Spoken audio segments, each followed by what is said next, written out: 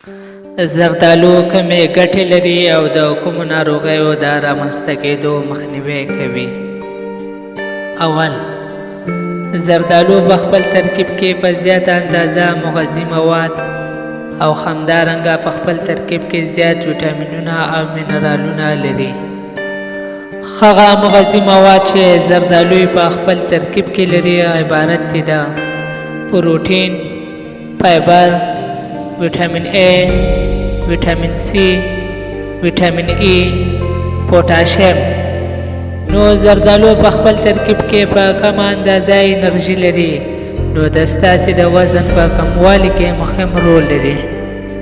دویم، زردالو په خپل ترکیب کې په زیاته اندازه انټي اکسیډانټ مواد لري، چې دا انټي اکسیډانټ مواد عبارت دي د بیټا کاروټین، ویټامین A، ویټامین C او ویټامین E څخه. نو زردالو د انټي اکسیډانټ موادو په لرلو سره تاسې د زړه او د شکرې د ناروغۍ د رامنځته کېدو څخه ساتي. دریم، زردالو مو د سترګو د یو شمېر ناروغیو د رامنځته کېدو څخه ژغوري، ځکه چې زردالو په خپل ترکیب کې په زیاته اندازه ویټامین A او ویټامین E لري.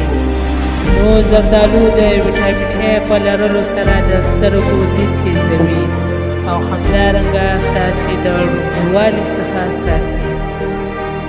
څلورم، د زردالو خوراک مو پوستکی سالم او د پوستکي د ناروغیو د رامنځته کېدو مخنیوی کوي، ځکه چې د وخت په تېرېدو سره د پوستکي غونجوالی او د پوستکي یو شمېر نورې ناخوالې د یو شمېر محیطي فکتورونو له کبله منځته راځي، چې دا محیطي فکتورونه عبارت دي د لمر، د هوا ککړتیا او همدارنګه د سګرټو استعمال.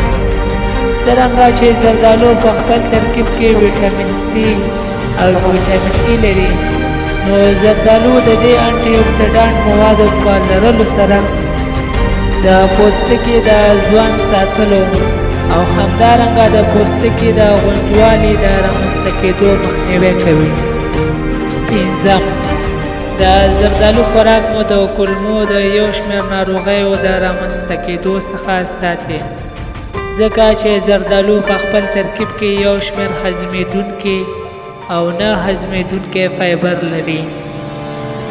شپږم، د زردالو خوراک مو د یو شمېر عصبي ناروغیو د رامنځته کېدو څخه ساتي، ځکه چې زردالو په خپل ترکیب کې په زیاته اندازه پوټاشیم لري، چې دا د عصبي سیالۍ په انتقال او د عضلاتو په تخلص کې مهم رول لري. او همدارنګه که چیرې تاسې ټیټ فشار لرئ، نو د زردالو خوراک مو د فشار په کنټرول کې مهم رول لري.